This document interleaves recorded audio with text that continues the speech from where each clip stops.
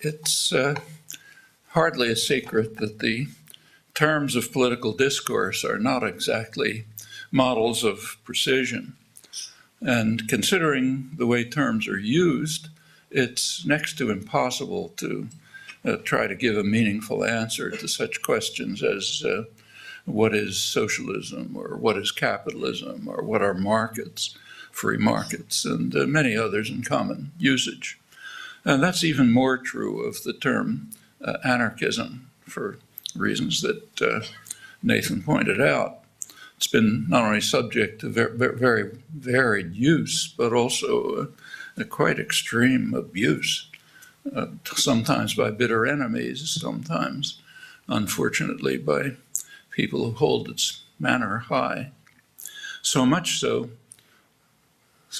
is the variation and abuse that it resists any simple characterization.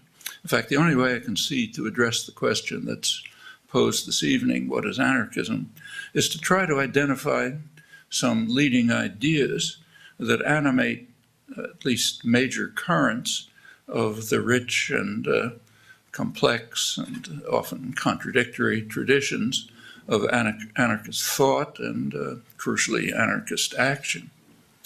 Well, I think a sensible approach can start with remarks by the perceptive, important anarchist intellectual and also activist Rudolf Rocker.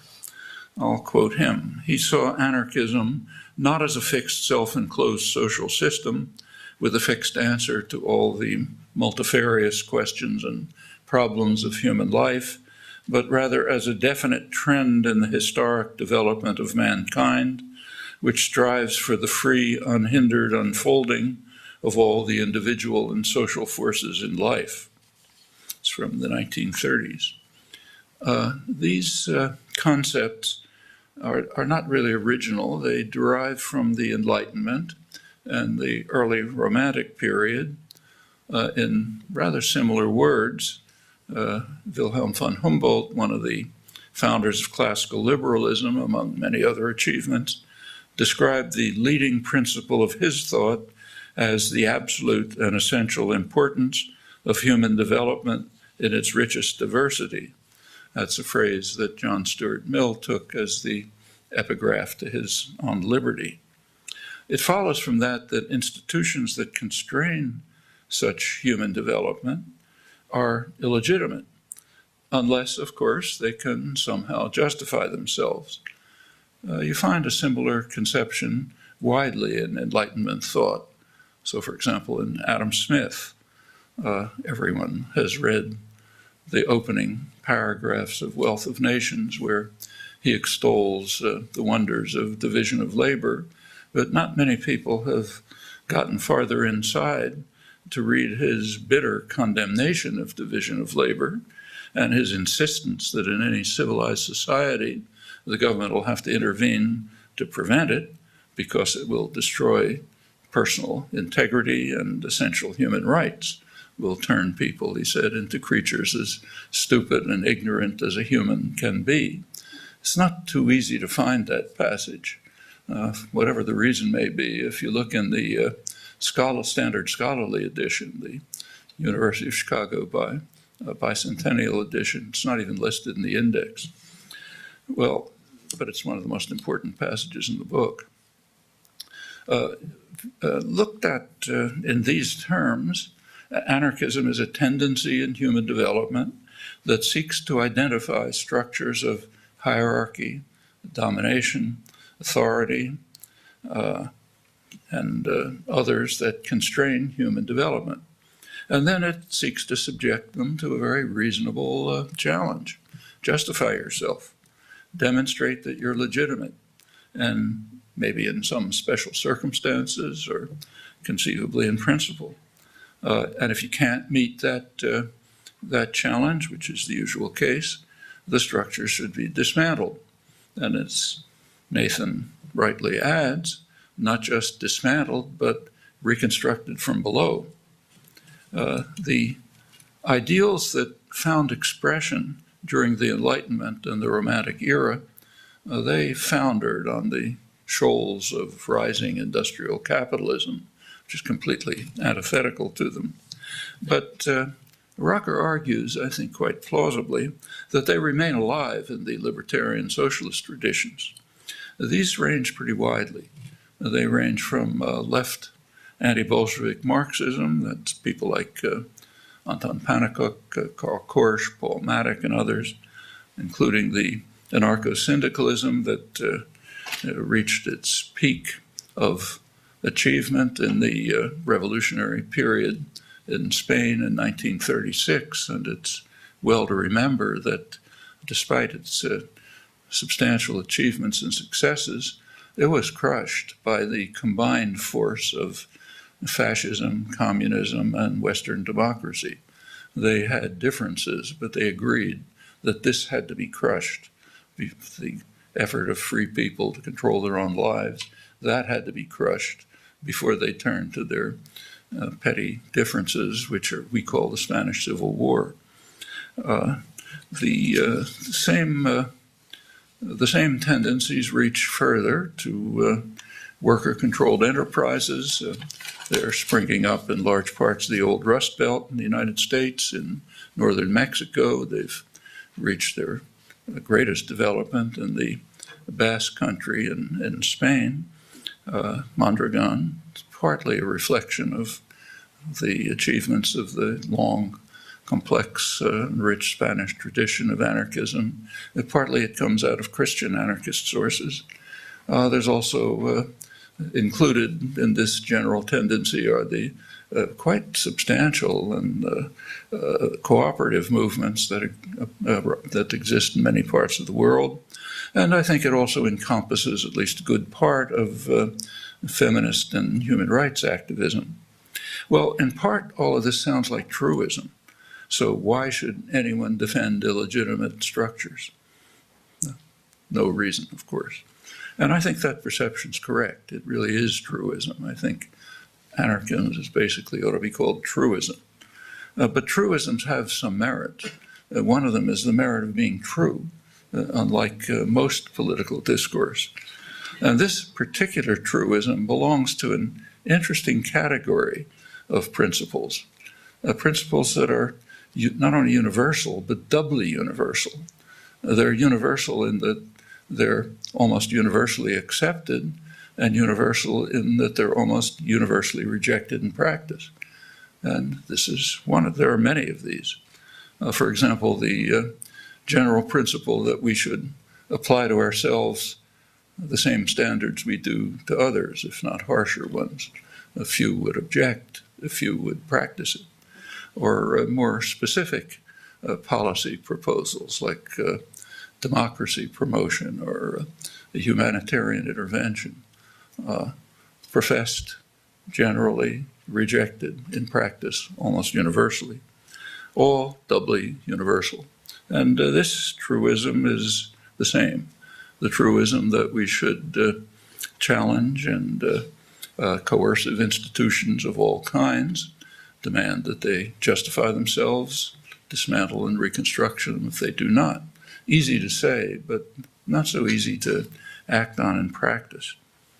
Well, proceeding with similar thoughts, I'll quote Rocker again.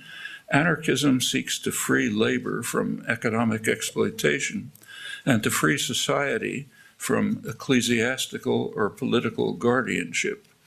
And by doing that, opening the way to an alliance of free groups of men and women based on cooperative labor and a planned administration of things in the interest of the community. Now, Rocker was an anarchist activist as well as political thinker, and he goes on to call on the workers' organizations, other popular organizations, to create, I'm quoting, not only the ideas, but also the facts of the future itself within the current society. That's an injunction that goes back to Bakunin. One traditional anarchist slogan is ni Dieu ni maître, no God, no master. It's a phrase that Daniel Guérin took as the title of his very valuable collection of anarchist classics. I think it's fair to understand the phrase no God in the terms that I just quoted from Rocker. Opposition to ecclesiastical guardianship. Individual beliefs are a different matter. That's no matter of concern to a person concerned with free development of thought and action. And that leaves the door open to the lively and impressive tradition of religious anarchism. For example, Dorothy Day's very impressive Catholic workers' movement. But the phrase "no master" is different. That refers not to individual belief, but to a social relation, a relation of subordination and dominance, a relation that anarchism, if taken seriously, seeks to dismantle and rebuild from below, unless it can somehow meet the harsh burden of establishing its legitimacy. Well, by now we've departed from truism, in fact, to ample controversy. In particular, right at this point, the rather peculiar American brand of what's called libertarianism that departs very sharply from the libertarian tradition. It accepts and indeed strongly advocates the subordination of working people to the masters of the economy, and furthermore, the subjection of everyone to the restrictive discipline and destructive features of markets. These are topics worth pursuing. I'll take them up later if you'd like, but I'll put them aside here, though also recommending to you Nathan's comment, his suggestion about bringing together in some way the energies of the young libertarian left and right, as is indeed sometimes done. For example, it's done in the quite important work of valuable theoretical and practical work of economist David Ellerman and some others.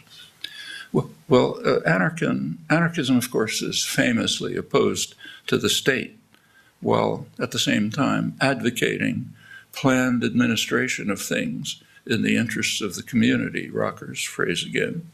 And beyond that, broader federations of self-governing communities, workplaces. Well, in the real world of today, the same dedicated anarchists who are opposed to the state often support state power to protect people and society and the earth itself from the ravages of concentrated private capital. So take, say, a venerable anarchist journal like Freedom, goes back to 1886, formed as a journal of socialist anarchism by supporters of Kropotkin. If you open its pages, you'll find that much of it is devoted to defending rights of people, the environment, society, often by invoking state power, like regulation of the environment or safety and health regulations in the workplace. There's no contradiction here, as sometimes thought. People live and suffer and endure in this world, and not some world that we imagine.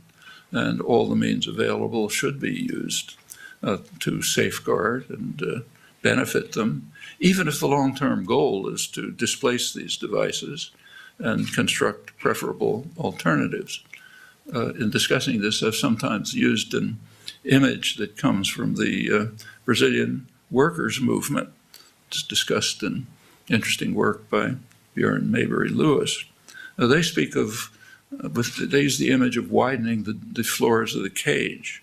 The cage is existing coercive institutions that can be widened by committed popular struggle, happened effectively over many years.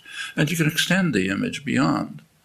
Think of the cage of coercive state institutions as a kind of protection from savage beasts that are roaming outside, namely the predatory state-supported capitalist institutions that are dedicated to the principle of private gain, power, domination, with the interest of the community at most a footnote, maybe revered in rhetoric, but dismissed in practice and, in fact, even in Anglo-American law. Well, it's also worth remembering that anarchists condemned really existing states, not visions of unrealized democratic dreams, such as government of, by, and for the people. They bitterly opposed the rule of what Bakunin had called the red bureaucracy, which he predicted 50 years in advance would be among the most savage of human creations. And they also opposed parliamentary systems that are instruments of class rule. The contemporary United States, for example, which is not a democracy, it's a plutocracy. Very easy to demonstrate. The majority of the population has no influence over policy. And as you move up the income wealth scale, you get more and more influence. The very top people get what they want, well established by academic political science, but familiar to everyone who looks at the way the world works.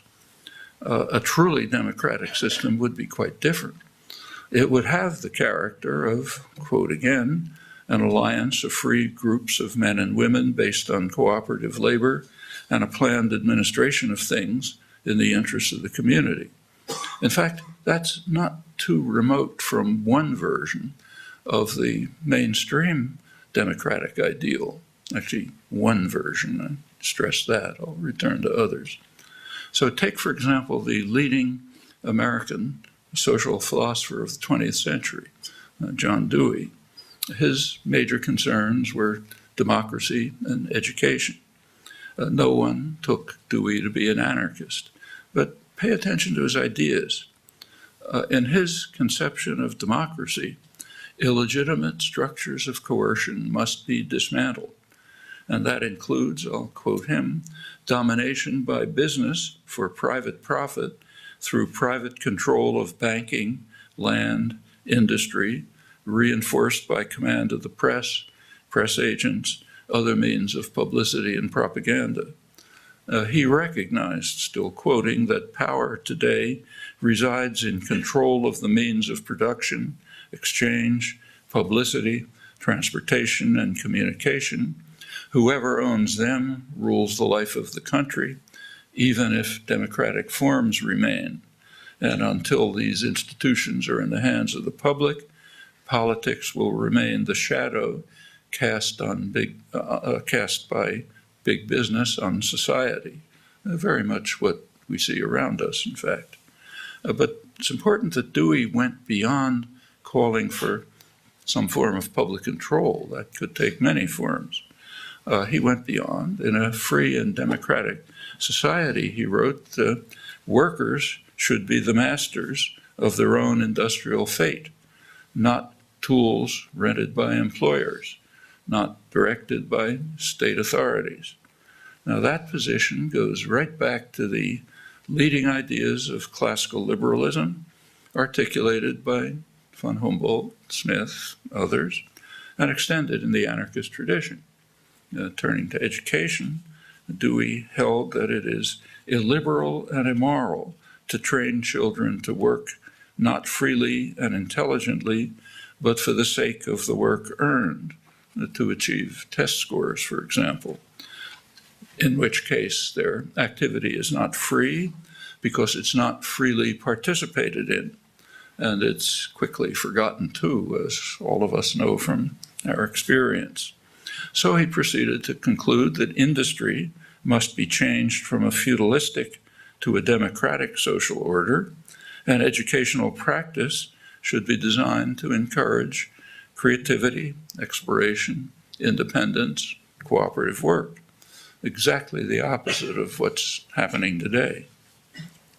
Well, these ideas lead to a vision of society based on workers' control of productive institutions, linked to community control within the framework of free association and federal organization, in the general style of thought that includes, of course, along with many anarchists, others too, say G.D.H. Cole's Guild Socialism in England, left anti-Bolshevik Marxism, current developments, such as, for example, the participatory economics and politics of Michael Albert, Robin Hanel, Stephen Shalom, and others, along with important work in theory and practice by the late Seymour Melman, his associates, and many others, and notably Gar Alperovitz's very valuable recent contributions on worker-owned enterprise and cooperatives, not just talk, but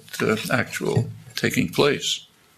Well, going back to Dewey, he was as American as apple pie, to borrow the old cliche, right in the mainstream of American history and culture. And in fact, all of these ideas and developments are very deeply rooted in the American tradition and in American history, a fact which is kind of suppressed, but is very, very obvious when you look into it. And when you pursue these questions, you enter into an important terrain of inspiring, often bitter struggle. That's ever since the dawn of the Industrial Revolution, which was right around here, Lowell, Lawrence, Eastern Massachusetts, mid-19th century.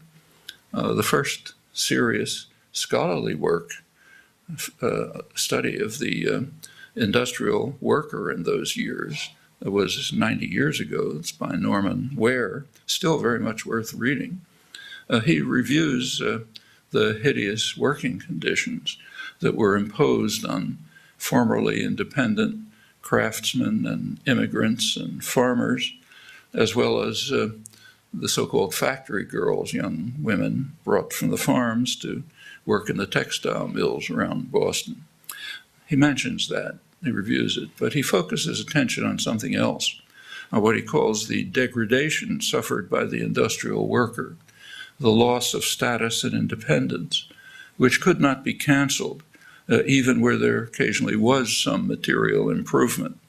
And he focuses on the radical capitalist social revolution in which sovereignty in economic affairs passed from the community as a whole into the keeping of a special class of masters, often remote from production, a group alien to the producers. And Ware shows, I think pretty convincingly, that for every protest against machine industry and privation, there can be found 100 protests against the new power of capitalist production and its discipline. In other words, workers were struggling and striking not just for bread, but for roses, the traditional slogan of the workers' communities and organizations. They were struggling for dignity and independence, for their rights as free men and women. And their journals are very interesting. There's a rich and lively labor press written by working people, artisans from Boston, factory girls from the farms. In these journals, they condemned what they called the blasting influence of monarchical principles on democratic soil, which will not be overcome until they who work in the mills will own them, the slogan of the massive Knights of Labor, and sovereignty will return to free and independent producers. Then they will no longer be menials or the humble subjects of a foreign despot, the absentee owner, slaves in the strictest sense of the word, who toil for their masters. Rather, they will regain their status as free American citizens. The capitalist revolution instituted a crucial change from price to wage. It's very important. When a producer sold his product for a price, he retained his person. But when he came to sell his labor, he sold himself. I'm quoting from the press. That's a big difference. He lost his dignity as a person as he became a slave, a wage slave, to use the common term of the period. 160 years ago, a group of skilled workers repeated the common view that a daily wage was equivalent to slavery, and they warned perceptively that a day might come when wage slaves will so far forget what is due to manhood as to glory in a system forced on them by their necessity and in opposition to their feelings of independence and self-respect. a day that they hoped would be far distant. These were very popular notions in the mid-19th century. In fact, so popular that they were a slogan of the Republican Party. You could read them in editorials of the New York Times.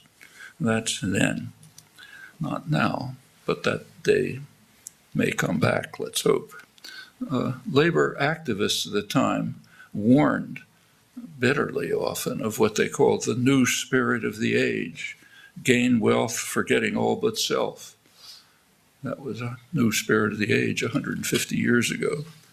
And in sharp reaction to this demeaning spirit, there were quite enormous and active rising movements of working people and radical farmers.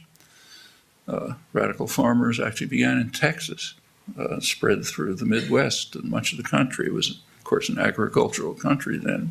These are the most significant democratic popular movements in American history.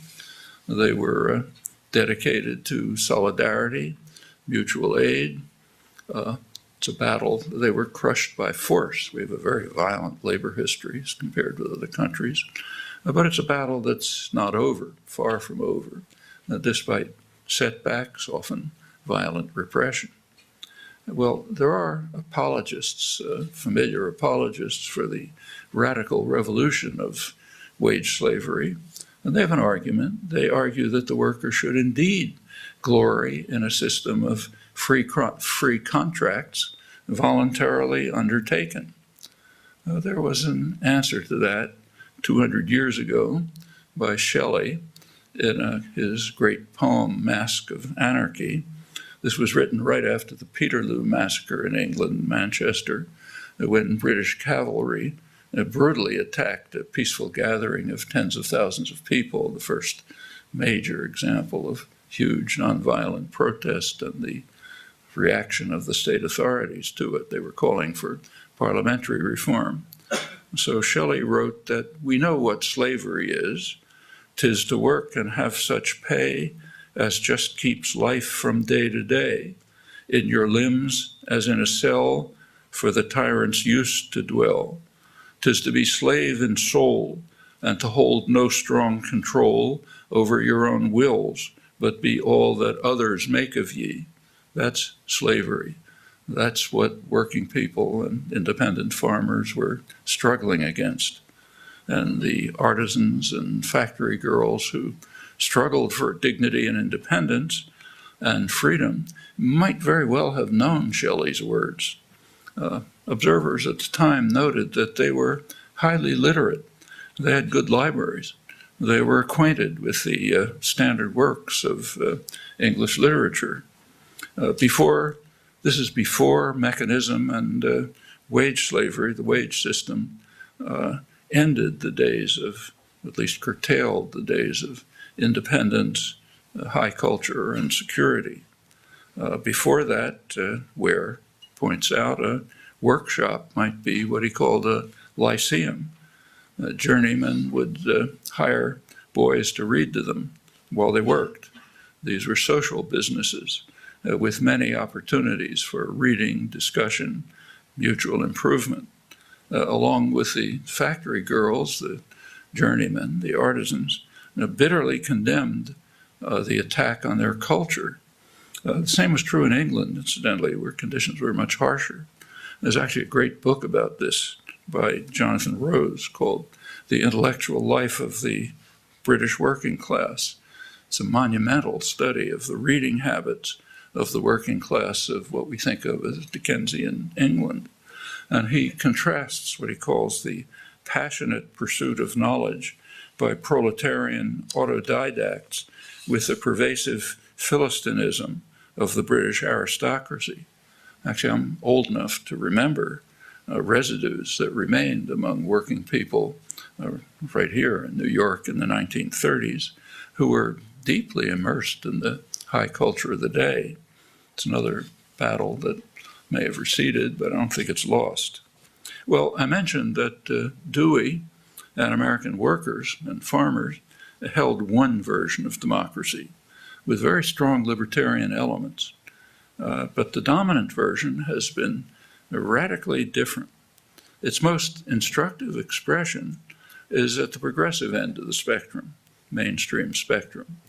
So that is among people who are good Woodrow Wilson, FDR, Kennedy liberals. Here's a few representative quotes from the icons of the liberal intellectual establishment on democratic theory. The public are ignorant and meddlesome outsiders.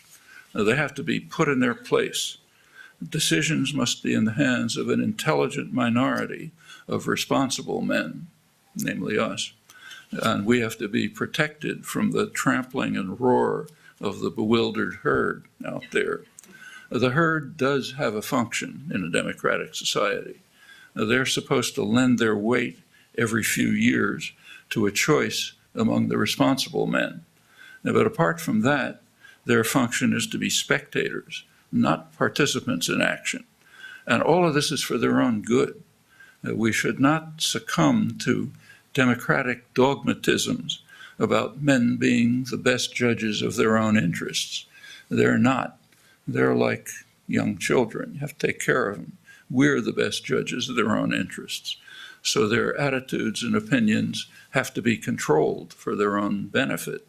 We have to regiment their minds the way an army regiments bodies. And we have to discipline the institutions responsible for what they called the indoctrination of the young, schools, universities, churches. If we can do this, we can get back to the good old days. This is complaints about the 60s. We can get back to the good old days when Truman had been able to govern the country with the cooperation of a relatively small number of Wall Street lawyers and bankers, and then we'll have true democracy. Now, these are quotes from icons of the liberal establishment. Walter Lippmann, Edward Bernays, Harold Lasswell, founder of modern political science, Samuel Huntington, Trilateral Commission, which largely staffed the Carter administration. Well, the conflict between these conceptions of democracy goes far back, goes back to the earliest modern democratic revolution in 17th century England. That time, as you know, there was a war raging between supporters of the king and supporters of Parliament. That's the Civil War that we read about. But there was more. The gentry, the men who called themselves the men of best quality, they were appalled by the rabble who didn't want to be ruled by either king or Parliament, like the Spanish workers in 1936, neither side. They wanted to be ruled as they had their own pamphlet literature, and they said they wanted to be ruled by countrymen like ourselves that know our wants. It will never be a good world while knights and gentlemen make us laws that are chosen for fear and do but oppress us and do not know the people's sores. That's 17th century England. The essential nature of this conflict, which is far from ended, was captured nicely by Thomas Jefferson in his later years when he had serious concerns about both the quality and the fate of the democratic experiment. He made a distinction between what he called aristocrats and democrats. The aristocrats, I'm quoting him, are those who fear and distrust the people and wish to draw all powers from them into the hands of the higher classes. The Democrats, in contrast, identify with the people, have confidence in them, cherish and consider them as the honest and safe, although not the most wise, depository of the public interest. The modern progressive intellectuals, the Wilson, Roosevelt, Kennedy intellectual left, those who seek to put the public in their place and are free from democratic dogmatisms about the capacity of the ignorant and meddlesome outsiders to enter the political arena, they're Jefferson's aristocrats. These basic views are very widely held, though there are some disputes, namely who should play the guiding role. Should it be what the liberal intellectuals call the technocratic and policy-oriented intellectuals, the ones we celebrate as the Camelot intellectuals, who run the Progressive Knowledge Society. Should it be bankers or corporate executives? In other versions, should it be the Central Committee or the Guardian Council of Clerics? All pretty similar ideas. And they're all examples of the ecclesiastical and political guardianship that the genuine libertarian tradition seeks to dismantle and reconstruct from below, while also changing industry from a feudalistic to a democratic social order, one that's based on workers' control, community control, respects the dignity of the producer as a genuine person, not a tool in the hands of others, in accordance with a libertarian tradition that has deep roots and, like Marx's old mole, is always burrowing quite close to the surface and ready to spring forth. Thanks.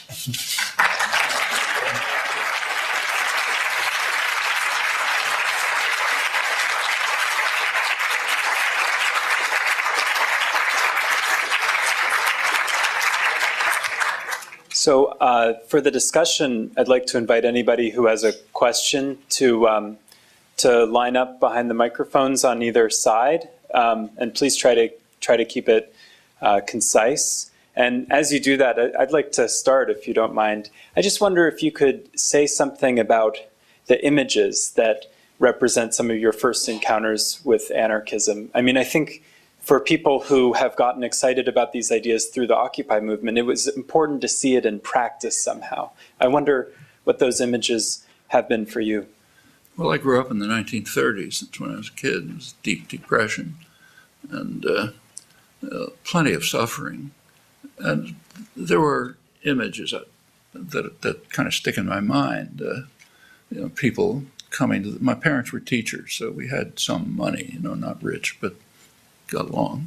And in fact, the whole family of unemployed working class kind of converged around our house. We had at least something. But there were images of people coming to the door, trying to sell rags to try to get a piece of bread to survive. I remember riding with my mother on trolley cars, going past textile plants, this is Philadelphia, and watching women on strike being brutally beaten by security forces. My own extended family was mostly unemployed working class, and as I mentioned, very high culture. As the New Deal sort of began to have an impact, they were able to enjoy Shakespeare plays in the park, go to the Budapest String Quartet, to my unemployed seamstress aunts, who were members of the ILGWU, Ladies Garment Workers Union, could get a couple of weeks in the countryside at a solidarity camp. That was life. A lot of it was Communist Party. We're not allowed to say anything nice about the Communist Party. That's a rule. And there were a lot of things wrong with it. I've mentioned some of them. But there were things that were right about it. Like one was that it overcame the amnesia that Nathan talked about. It was always there. People remembered. Somebody remembered how to turn the mimeograph machine or organize a demonstration. And you went from a civil rights demonstration to a labor organizing to something else. They had crazy international ideas, but that was kind of in the back of their minds. It wasn't what was really going on. The destruction of the Communist Party was quite important. Killed off the radical, continuing element that kept a lot of the left traditions going. The reasons. It was in the Cold War framework. That was all there. As far as the anarchists were concerned, the place I learned about that was by reading. When I was a kid, I'd go to visit my relatives, and as soon as I got old enough to get on the train, about 11 or 12 years old, I'd take the train to New York and stay with my relatives, but spend most of my time down on, if those of you know New York, Union Square used to be the place where the anarchist offices were. the Freie Arbeiterstimme, others. And lots of pamphlets, lots of interesting people, quite eager to talk to a young kid, so not hard to have discussions. And down below Union Square on 4th Avenue, not today, but then there were rows of small bookstores, a lot of them run by European emigres, many of them Spanish refugees, Spanish anarchist refugees, who were also quite eager to talk and had lots of pamphlets and direct, real original documentary material. Actually, when I wrote about this 20 years later, I used mostly documentary material I had picked up as a young teenager. It wasn't available. A lot of it's available now. It wasn't then. And that was a pretty inspiring picture, I felt. The Spanish Revolution, at least I felt and feel, was a really inspiring moment, which I think is why it elicited such a vicious response from every corner of power. That's quite important to remember. Communists, fascists, liberal democracies, all combined on crushing this. This was something they couldn't tolerate. Then they could have a fight later about who picks up the spoils. Actually, there were anarchist proposals that I felt were not unreasonable. They're disparaged, of course, in the West, but for how to win the Civil War. It was anarchist thinkers like Camillo Berneri, who was murdered by the communists in May 1937, one of the leading anarchist thinkers. He proposed that he pointed out, I think, as it turned out quite correctly, that they'd never win a conventional war. For one reason, because the commitment to the war on the part of the population had seriously declined after the revolution was crushed. They had lost what they had fought for, and they didn't care very much who was going to pick up the spoils. He pointed out, and of course, the fascists were being directly supported by Hitler and Mussolini, and the West was not opposed to that. Yeah, it's hard, you may forget now, but fascism had a pretty good image in the West in the late 30s. Mussolini was that admirable Italian gentleman, as Roosevelt called him. Hitler was regarded by the State Department as, in the late 30s, as a moderate who was holding off the forces of left and right, so we shouldn't be too critical of him. The United States had a consul in Berlin up until Pearl Harbor, who was sending back dispatches saying you shouldn't be too hard on the Nazis. They're doing some things we don't like, but they're still kind of moderates. His name is George Kennan. You don't read that in the biographies, but that's not untypical of the period.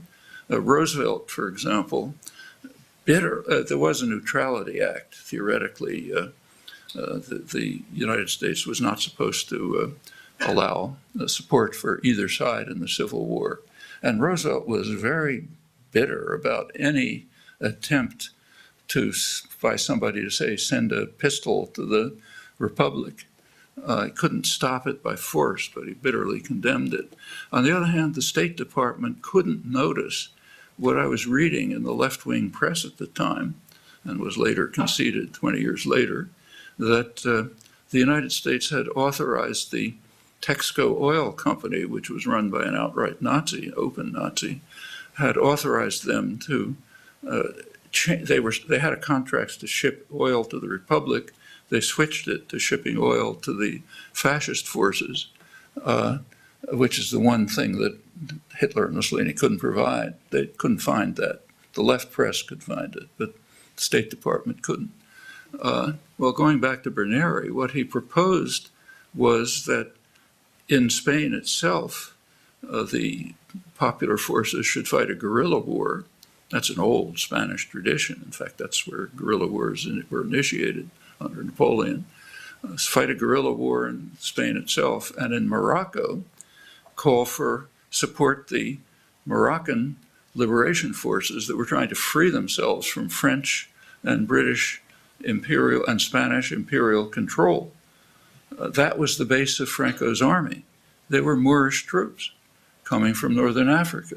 So his idea was fight a revolutionary war and support them in their efforts to overthrow imperialist control that he thought would erode the fascist armies, just as in Spain itself the popular forces were fighting, but until they were crushed. Well, that's if you read the scholarship on the matter up till today, that's kind of dismissed as a sort of a romantic joke, as the whole anarchist movement is. But I don't think it was. That was my initial exposure to it. Hi, Professor Chomsky. This is an unimaginable honor. Thank you so much for doing this. I just wanted to, you touched briefly, you had this wonderful Shelley quote, and you touched briefly on your family's engagement with high culture. And I was wondering, or I was just going to ask you to reflect briefly on the contemporary state of high culture and serious art, and how important you think engagement with that, serious contemporary literature, music, cinema, whatever it is, how important it is in exploring the sort of the vanguard of political thought, and whether or not contemporary artists and contemporary audiences are rising to that challenge. Well, I think it's very important, and I'm not the only one who thinks so. I think people with power think so. That's why famous Rivera mural wasn't allowed to be put in Rockefeller Center. And that's why if you go back to cinema, you say go back 60 years, early 50s, some of you'll remember. So in 1953, interesting year for cinema, there were two major films that came out, two films that came out on the labor movement. One, which was a huge box office success, ton of PR, advertising, and so on, featured Marlon Brando, was about a corrupt union leader and how the heroic, Joe with his lunchbox finally overcame the corrupt union leader. At the end of the film, throws him into the water, and everybody cheers. That was one. There was another film, a marvelous film called Salt of the Earth, a low-budget film, which was about a victorious strike led by a Hispanic woman. It was a really great film. If you can find it somewhere, you should look at it. No one ever heard of it. You could find it maybe in a small art theater in downtown New York somewhere. But that wasn't the kind of film that was going to get publicity. And that runs through consistently. And I think when people in power believe something firmly, it's worth paying attention to them.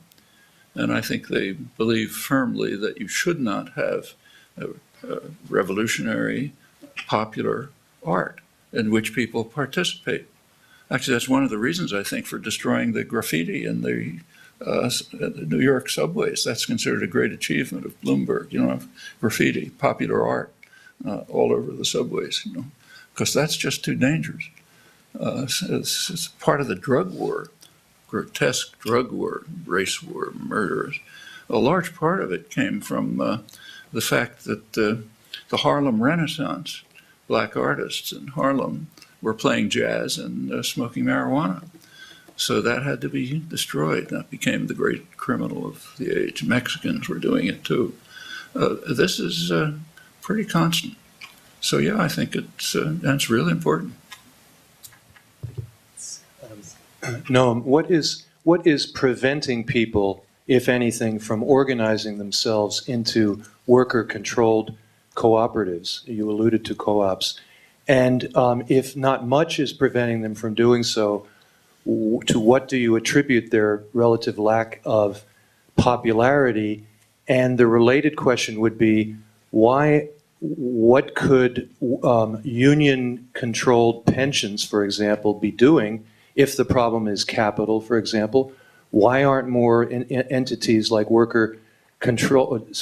putatively worker-controlled pensions investing the capital they have some control over in supporting these kinds of worker-controlled alternatives? Well, first of all, pensions are not in the hands of working people. The unions are not popular democracies. Pensions are in the hands of bureaucrats and money managers, and they're not about to hand over power to popular organizations. Actually, that's not entirely true. There are some interesting initiatives. I don't know if they're going to get anywhere, but they're interesting. United Steelworkers, which is one of the more progressive unions, has recently made some tentative arrangements with Mondragon in the Basque Country, this huge and worker-owned industrial banking, housing, school, educational cooperative. That could get somewhere. And I mentioned Garo Perovitz's work. He's discussed very well and participates in the spread of worker-owned enterprises in mostly northern Ohio, the old Rust Belt. They have a kind of an interesting history, which relates very much to this. Back in 1977, at the beginning of the concerted effort to destroy industrial production in the United States and sort of beginning of the kind of neoliberal assault on the population we've been through in the past generation, U.S. Steel decided to close its main steel plants in Youngstown, Ohio. It was a steel town, like other working class towns like Detroit. It had actually been built by the working classes. It was their town. They didn't get the profit because they were tools, but they built it. They wanted to keep it. U.S. Steel wanted to sell it, to close it down, and the union offered to buy it. They had community support. They even had some support of, I think it was a Republican governor. Just let the workers buy the plant and keep running it.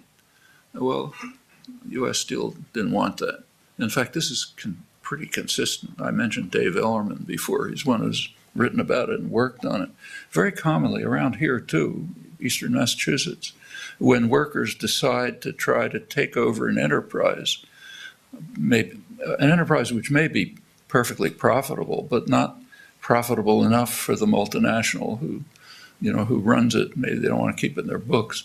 When they try to buy it, which would be a good deal for the multinational, they refuse to sell it for class reasons. They have class interests. They do not want to see the spread of popular democratic organizations for perfectly obvious reasons. This just happened in, I'll come back to Youngstown in a minute, but it just happened a couple of years ago right here in Taunton. There was a small but quite successful manufacturing plant which made specialized parts for aircraft, doing pretty well, but the multinational didn't want to bother with it, so they were going to close it down. The union, UE in this case, tried to buy it. Multinationals usually refused to sell it, and there wasn't enough support, popular support, to push it through. If there had been an Occupy movement at that time, I think that's something they might have pushed through. Actually, on a much larger scale, a couple of years ago, Obama virtually nationalized the auto industry. Not entirely, but virtually. There were a couple of options. One option was to restructure it, use taxpayer funding, hand it back to the original owners or other people just like them, maybe a different face, but bankers, CEOs, and so on, and then have it continue to do what it had been doing before, building cars. That's what they chose. There was another option. Hand it over to the workforce, have them build what's needed in the country, which is not more cars for traffic jams, but high-speed mass transportation. The United States is very backward in the world in this respect. You can take a high-speed train from Beijing to Kazakhstan, but try to take a train from Boston to New York. It's about as slow as it was 60 years ago. This is really backward. The country needs it. And the former auto industry could have been handed over to the workforce and maybe given some support, probably less than the auto industry got, to do this. But that wasn't an option. Suppose there had been a large-scale Occupy movement, significant. It was significant, but broader, expanded. Well, I think that could have been pushed through. It takes popular consciousness. Going back to Youngstown, the case went to court in 1977. The union lost, the workers lost, and it was The steel mills were destroyed, but they didn't give up. They didn't just say, okay, we'll starve to death or go somewhere else. They began to organize small worker-owned enterprises. And they've been spreading around the Cleveland area and good Youngstown, good bit of northern Ohio, into other areas. So it is taking place. But, you know, it's happening elsewhere too. In northern Mexico, there are quite successful worker-owned plants. It's not easy because, you know, the banks don't like to give them capital, and the government doesn't like them and won't support them, again, for class reasons. But if there's sufficient popular support, these things can develop. And it's not easy. You know, it's hard work, and the people who organize usually suffer for it. But that's typical of almost everything. The civil rights movement, practically any movement that has ever gotten anywhere, the people up front usually take it in the chin. You know, it's hard. And that people have to be willing to endure and for a longer term gain, and that's not easy.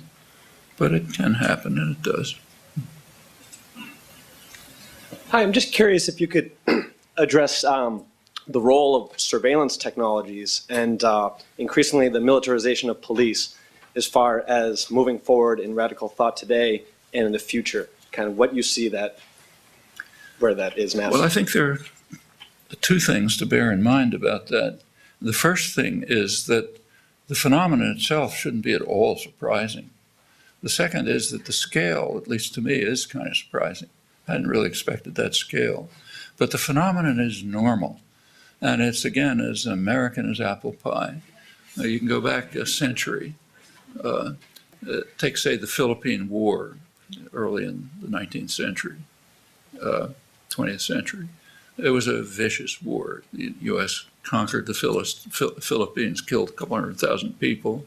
It was a major popular nationalist movement. After the military victory, it had to be suppressed and controlled. And a huge pacification campaign was initiated using the highest technology of the day for surveillance, subversion, breaking up groups, building up hostilities, all kinds of things. Very sophisticated. It was very quickly transferred home. It was used by Woodrow Wilson in the Red Scare, the worst repression in American history, and developed further since. It's had a lethal effect on the Philippines. People mourn the typhoon that killed tens of thousands of people. That doesn't happen in functioning societies. It's very striking in the Caribbean. When a tropical storm goes through the Caribbean, in Haiti, one of the major victims of imperial violence, it's vicious. Right next door in Cuba, 3 people died. Some buildings are knocked over. Same storm. Depends on the society.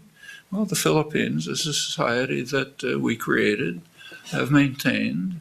It's the one part of Southeast Asia that hasn't taken part in the so-called Asian miracle, not one of the Asian tigers. There's a reason for that, good reason. But these techniques, you can be confident that any state or a commercial enterprise, any system of power, is going to use whatever technology is available to try to control and dominate its, what amounts to its major enemy, namely the population. That's what power systems are going to do. The scale of what was revealed, I think, was a little surprising, but it actually shouldn't be. And there's more to come. Those of you who read technical journals, like, say, the MIT Technology Review, should know what's coming. So, for example, just in the Tech Review recently, there have been articles on things like there and elsewhere on the hardware in computers, which is now being designed. They blame China, but of course that means it's being done 10 times as much here, to put in components in the hardware that will enable the manufacturer to record every keystroke, everything that's happening on your computer. American businesses are worried because if they have Chinese computers, they'll be picking it up at the People's Liberation Army. But they don't point out that the American systems are doubtless much more advanced than doing the same thing. Robotics is a field that's been worked on pretty hard for many years here too. And one of the goals, quite explicit, nothing secret, is to develop fly-sized drones, tiny robots, which can, get on the ceiling of your living room and carry out constant surveillance. And drones tend to go from surveillance to lethal capacities very quickly. So we can expect that pretty soon. These are things that are in development. Any system of power is going to use them. And pretty strikingly, jihadis are going to use them. One of the things we're doing right now is creating perfect technology for terrorist attacks. It's not a secret. You take a look at drone technology. Right by today already, it's claimed that for $300, you can purchase a small drone online. Now, that's improving very fast. And for terrorist activities, it's just perfect. If you want to get a picture of it, there's an article in this month's leading journal of foreign affairs in Britain, the Royal Institute Journal of International Affairs, describing how we are rapidly creating the technology to permit massive terrorist attacks on ourselves. That's also typical. Power systems seek short-term power and domination. They are not concerned with security. It's contrary to academic dogma. You can easily show that. They're interested in power, domination, the welfare of their primary domestic constituencies, which are wealth, concentrated wealth. And if there's a disaster in the long term, it's not their business. You can show that. It's obvious with environmental issues. It's the same with nuclear weapons. The same right now with drone technology. So sure, this stuff is going to go on unless we stop it. You can stop it too. It doesn't have to go on. Can you offer a critique of startup culture and entrepreneurship, which offers many of the seeming characteristics of autonomy, but isn't so? Seeming characteristics. I mean, startup culture is, it's okay. People like their apps and so on, but it's based very heavily on state subsidy. It's kind of a narrow form of entrepreneurship. So take, for example, the Silicon Valley culture. What are they using? Well, they're using computers, the internet, microelectronics, and so on and so forth, almost all developed in the state sector for decades before it's handed over to private power for commercialization and application.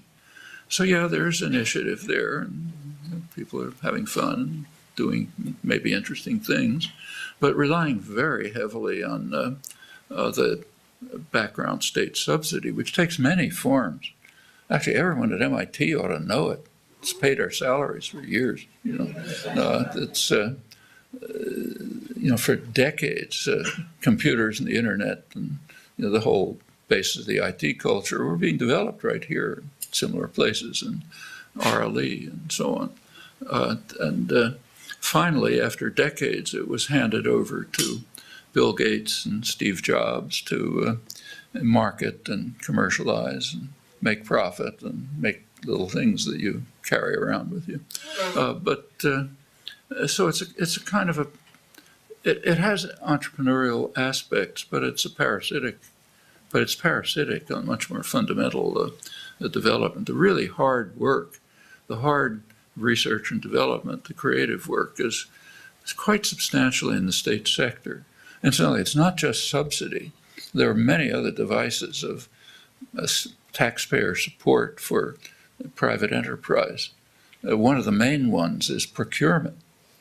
So, for example, in the early 60s, IBM through the 50s had learned, mostly in government laboratories and places like this, had learned to switch from punch cards to digital computers, and they built the world's biggest computer in the early 60s, stretch computer, fastest computer. But it was much too expensive for business, so the government bought it. That's the purchaser of last resort, and I think it went to Los Alamos. That goes on all the time. Procurement's a major form of public subsidy to private enterprise, and there are many other ways. That's one of the reasons why private capital does not want markets. They want markets for other people, but not for themselves. For themselves, they want a nanny state, powerful nanny state that will support them. What the significance of the entrepreneurial culture is, you can judge. I'm not overwhelmed by the fact that there's thousands of new apps coming every day. I think there are more important things. Yeah.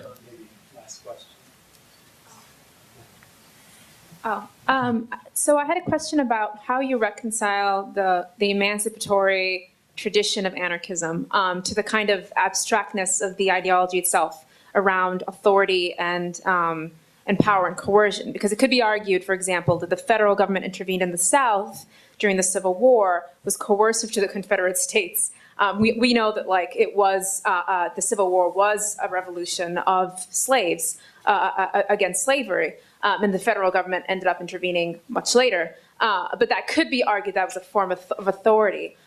Because, so how do you actually navigate that with, say, for example, the Marxist kind of definition, which would be between labor and capital, for example. Do you see that as something that is maybe different from or offers as sort of a different perspective from anarchism? Because I think that could account for the reason why, for example, there are such things as anarcho-capitalism. It can be argued that, several different ways that the state is intervening on my ability to pay my workers a low wage or whatnot. I'm not sure. I didn't understand exactly. The question of, so my question is, authority itself is a really abstract term. Authority of whom, I feel like, is... I don't think there's anything abstract about authority. We all live with it all the time. I mean, that's true if you're a worker, namely a wage slave, as workers understood. It's true if you're until very recently, for most women, it's been obvious, nothing abstract about it. Women didn't even have legal rights in the United States until pretty recently. Oh, my question is, like, do workers have the authority, for example, to take over a factory? Do they have the authority? Yeah, why not? That's what I mean, authority. They built the plant, they made the product, so they do the work. Why should they be tools rented by some banker somewhere else? I mean, that's the way our institutional structure happens to be formulated, but doesn't mean it's legitimate. I mean, when you talk about authority, you're asking questions about legitimacy. Do people have the right to run their own lives? Or do they have to be tools in the hands of foreign masters? Well, that's a question of legitimacy, not authority. Well, you mentioned the Civil War, and there's ample evidence by now that there was very significant slave initiative in the Civil War. Now, there's more to say about that, a lot more. So take the American Revolution. To a large extent, that was a revolution carried out in order to maintain slavery. You look back at the history in around 1770, in Britain, the legal system was beginning to undertake strong condemnations of slavery. There was one famous case, Somerset case, in 1772, where slave owners from the United States brought their slaves with them to England. One of them escaped. There was an effort his owner wanted him back. It's my property. And it went to court and went to Lord Mansfield, famous jurist, who ruled that slavery is so odious, that was the term that he used, that it cannot be tolerated on English soil. Crucially, it could be tolerated in the colonies, but that's another story, but not on English soil. And the United States was, the founders of the country were almost all slave owners. And they could see the handwriting on the wall. If the colonies remained under British rule, probably these laws would apply here and they'd lose their property. And that was surely a significant element in the revolution. And it runs right to the present. I mean, right to this moment, the Civil War is still being fought. Simply take a look at the electoral maps, say the map of the election in 2012, red states and blue states. It's almost identical to the Civil War. It's the Confederacy, which now call themselves Republicans, have shifted names, and the rest, which was the North. A large part of the motivation behind the effort to shut down the government is just revenge. We want to shut down Washington and win this war finally. The United States never developed class parties like labor parties. They didn't amount to much, but at least they were something. But the U.S. never had them. It's always had sectional parties. And it's a reflection of the Civil War, which has never ended. It also hasn't ended in the prisons and elsewhere. It's a very deeply rooted thing in the society and hard to extirpate. Well, I hope you all join me in thanking Noam Chomsky once more.